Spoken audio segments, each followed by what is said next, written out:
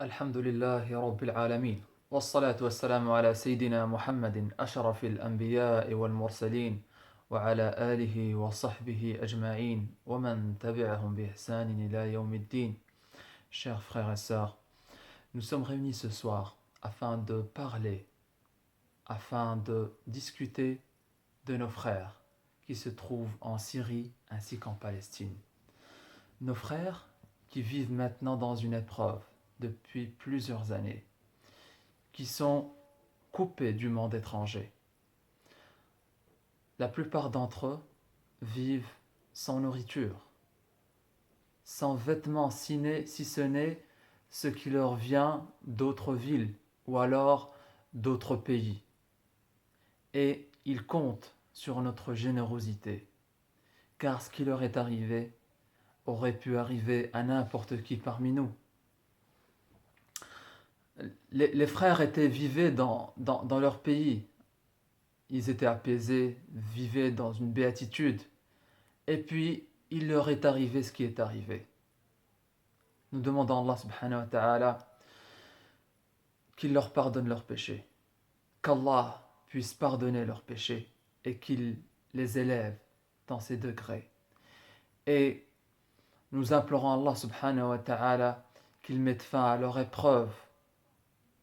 Amin, amin. Ce sont nos frères et nous nous devons d'être solidaires avec eux. Ils ont besoin de nos dons.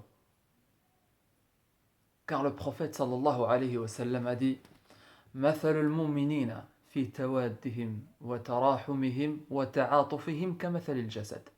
L'exemple des croyants dans leur amour, dans leur miséricorde et dans leur compassion est semblable à un corps. إذا اشتكى منه عضو تداعى له سائر الجسد بالسهر والحمى. Si une partie de ce corps souffre, le restant du corps souffre également d'insomnie et de fièvre. Alors c'est nous le restant du corps. Et nous ressentons leur ressentiment. C'est pour ça que l'Institut SOS, Jazakallahu khairan, qu'Allah lui fasse miséricorde et qu'Allah la récompense pour ce geste, a instauré cette collecte afin de collecter un maximum pour nos frères, tant parmi les couvertures que des chauffages ou alors des vêtements pour l'hiver. Sachant qu'en Syrie, les températures descendent en dessous de zéro. Et les pauvres frères et sœurs vivent dans des tentes. Alors, alhamdoulilah, nous vivons bien au chaud dans nos maisons avec les chauffages, les radiateurs, mais eux, les pauvres, il faut penser à eux. C'est pour ça que nous vous exhortons, chers frères et sœurs, à dépenser dans le sentier d'Allah. Nous allons parler plutôt de l'aumône et de la zakat. Donc, quand on parle de sadaqa, c'est-à-dire l'aumône, qu'est-ce que ça veut dire? Quand on parle de sadaqa, on entend le mot sadq, c'est extrapolé du mot sadq. Sadq, ça veut dire la vérité ou la véracité. Pourquoi? Pourquoi est-ce que quand on dit c'est quoi le rapport entre la vérité et l'aumône? Eh bien, celui qui fait une aumône, c'est une preuve de vérité. La vérité de quoi? C'est la preuve de la vérité de sa foi. C'est-à-dire que sa foi est bien profonde. Dans quel sens? Quand quelqu'un donne de l'argent de manière générale, il attend quelque chose en retour. C'est pour acheter une marchandise. Mais quand un croyant donne une aumône, eh bien, il n'a rien en retour. Si ce n'est une promesse d'Allah subhanahu wa ta'ala qu'il va lui compenser sa donation et son aumône. Donc ça, c'est une ferme conviction au jour dernier. Donc celui qui fait une aumône, eh bien ça c'est une preuve qu'il a la conviction ferme qu'Allah va le récompenser le jour de la résurrection. Elle est également euh, la zakat. La zakat, c'est également un autre synonyme de la sadaqa. Et la zakat, littéralement, qu'est-ce que ça veut dire? Ça veut dire la purification. Comment la purification? De un, ça purifie notre corps. Non, pardon, ça purifie notre cœur de l'avarice. Et ça purifie notre argent. De quoi? De l'argent illicite qui a été mélangé avec cet argent licite. De un, pour l'argent, ça le purifie de l'argent illicite. Et de deux, ça le fait fructifier. Quant à nos personnes, ça nous purifie de l'intérieur de notre avarice et ça imprègne notre âme à être plus généreux. Donc, c'est tout bénéfique pour nous. Allah Azza wa Jal a dit dans le Saint-Coran Yamhaqu Allahu riba wa yurbi sadaqat. Allah anéantit l'usure et fait fructifier les aumônes. Celui qui fait l'usure, celui qui donne de l'argent et qui reçoit un surplus en contrepartie, quel est son but? Son but, bien évidemment, c'est d'avoir plus d'argent. Alors cette personne, Allah subhanahu wa ta'ala lui a promis d'anéantir ses biens. Quant à celui qui donne l'aumône, quelqu'un qui donne l'aumône, qu'est-ce qui se passe? Au premier plan, eh bien l'argent diminue. Eh bien cette personne, Allah lui a promis que son argent ne va pas diminuer, mais il va fructifier. Et il va être promu, son argent va augmenter. Ça, c'est une promesse d'Allah subhanahu wa ta'ala. Est-ce que quand Allah azza wa jal nous dit quelque chose, est-ce que nous doutons de sa parole subhanahu wa ta'ala? Est-ce que quelqu'un doute de la parole d'Allah? Quand il dit وَمَا أَنفَقْتُم مِّن شَيْءٍ فَهُوَ يُخْلِفُهُ, et tout ce que vous dépensez, Allah le compensera. Et quand le prophète sallallahu alayhi wa sallam dit مَا نَقَصَ مَالٌ مِّن صَدَقَةٍ, nul bien ne diminue avec l'aumône. Est-ce que nous doutons de la parole du prophète sallallahu alayhi wa sallam? Un croyant ne doute pas, n'a pas l'ombre d'un doute que quand il dépense dans le sentier d'Allah subhanahu wa ta'ala, eh bien ici, son argent sera compensé et à l'au-delà, il recevra la récompense en hasanat. Avoir vraiment la ferme conviction qu'Allah subhanahu wa ta'ala va nous compenser cela, et ça c'est un signe de foi, comme nous l'avons précédemment dit. Dans un autre verset, Allah azza wa jal dit مثل الذين ينفقون أموالهم في سبيل الله كمثل حبة أنبتت سبع سنابل. L'exemple de ceux qui dépensent dans le sentier d'Allah est semblable à un grain. كمثل حبة أنبتت سبع سنابل. De cette graine ou de ce grain naissent 7 épis. Dans chaque épi, il y a 100 graines. في كل سنبلة 100 حبة. والله يضاعف لمن يشاء. C'est-à-dire que cette graine qui est en aumône, Allah la fait fructifier. Elle devient, qu'est-ce qu'elle devient? Elle devient 7 épis. Et chaque épi contient 100 autres graines. 7 fois 100, ça fait 700. Donc si tu as par exemple 1000 euros et que tu fais sortir 100 euros de ces 1000 euros, qu'est-ce qui te reste dans la poche? Eh bien, tout le monde dira 900 euros. Mais un vrai croyant, qu'est-ce qu'il dira? Il dira, j'ai fait sortir 100 euros.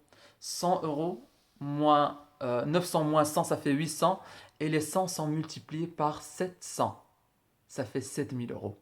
Donc, avec ce raisonnement, un vrai croyant, qu'est-ce qu'il a? Il a 7800 euros. Donc on a dit 100 fois 700, ça fait 70 000. Donc il a 70 800 euros. Il faut essayer de raisonner avec, avec le raisonnement de l'au-delà.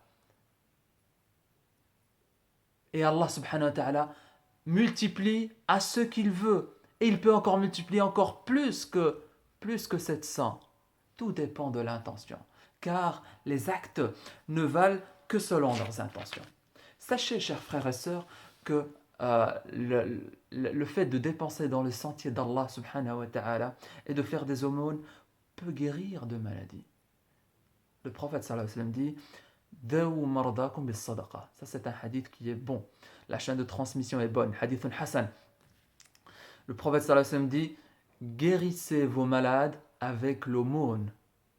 Oui, l'aumône, elle fait guérir une maladie physique. Elle peut guérir du palpable. Il y a un cheikh qui a raconté une histoire à propos d'une prédicatrice qui a exhorté les gens, des sœurs, dans la mosquée, dans une mosquée, afin de collecter de l'argent pour quelqu'un ou pour une noble cause. Les sœurs, on commence à dépenser. À la fin, il y en a une qui a apporté un collier d'une très grande valeur. Et elle le lui a donné, puis elle est partie. Alors la sœur, elle fut marquée par ce don. Elle est partie chez le bijoutier afin de peser ce collier pour avoir la contrepartie en argent. Alors le bijoutier a essayé d'extraire une pierre afin d'évaluer sa valeur. Alors, quand il a extrait la pierre de diamant, en dessous de la pierre, il y avait des talismans. Il y avait de la sorcellerie. Alors il a pris ce bout de papier, ce talisman, et il l'a donné à la sœur. La sœur, dès qu'elle l'a vu, elle a tout de suite reconnu. Ils ont pesé l'or, ils ont pesé comment ça s'appelle, le diamant. Ça coûtait très cher. C'était un collier qui coûtait extrêmement cher.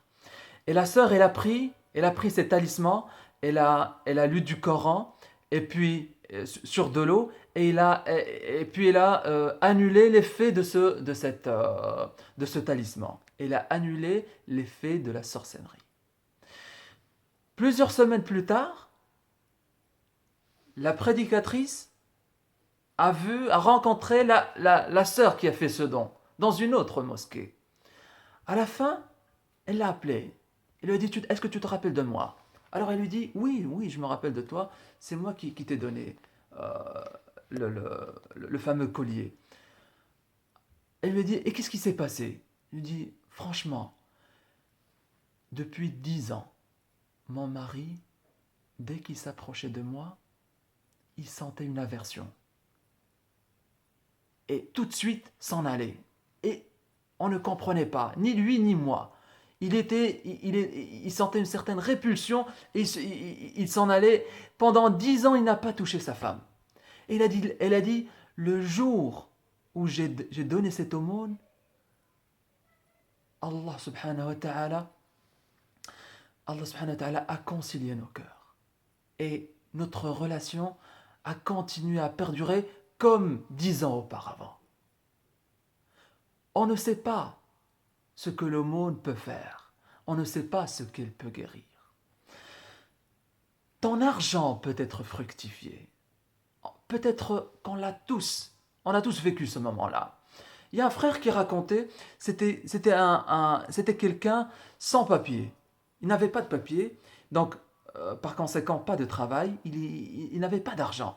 Alors il y avait les frères de temps en temps qui lui donnaient un peu d'aumône. Un jour, c'était la prière du vendredi.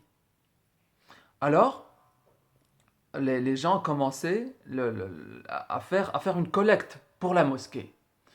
Ils ont commencé à exhorter les gens à donner de l'argent. Et puis, peu après, ils ont commencé à passer entre les rangs afin de collecter l'argent. Le frère en question avait 10 euros dans sa poche. 10 euros, c'est tout ce qu'il a. c'est son capital.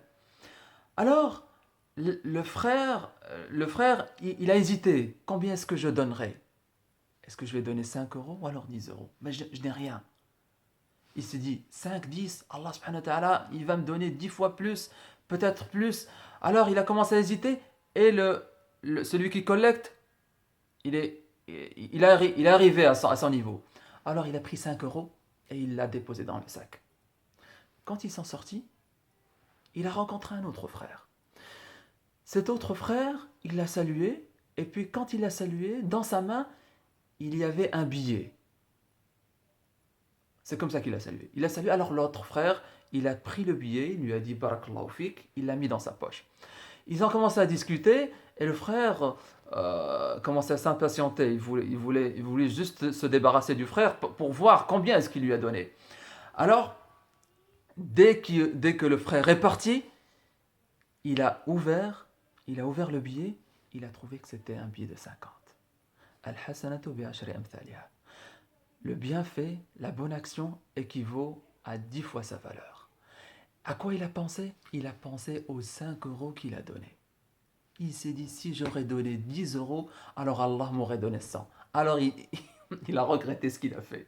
Mais malgré ça, Allah subhanahu wa ta'ala l'a récompensé. Donc, Allah fructifie l'argent. Et Allah subhanahu wa ta'ala le compense ici et à l'au-delà. Nous implorons Allah subhanahu wa ta'ala qu'il accepte de nous nos actions et qu'il accepte toutes nos bonnes actions et toutes nos aumônes. Et je vous enjoins et je vous exhorte, chers frères et sœurs, à dépenser avec une intention exclusive, avec une intention sincère pour Allah subhanahu wa ta'ala. Car le coefficient de multiplication a rapport avec ton intention. Sachez également que l'aumône, elle purifie notre compte, ou alors elle nous purifie de nos sayyi'at.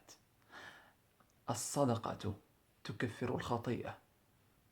Ou as-sadaqatu tutfi'u al-khati'ah kama yutfi'u al-ma'u an-nar. L'aumône éteint le péché comme l'eau éteint le feu. Qu'Allah subhanahu wa ta'ala expie nos péchés. Qu'Allah accepte nos bonnes œuvres. Et qu'Allah accepte notre aumône. أقول قولي هذا وأستغفر الله لي ولكم وآخر دعوانا أن الحمد لله رب العالمين.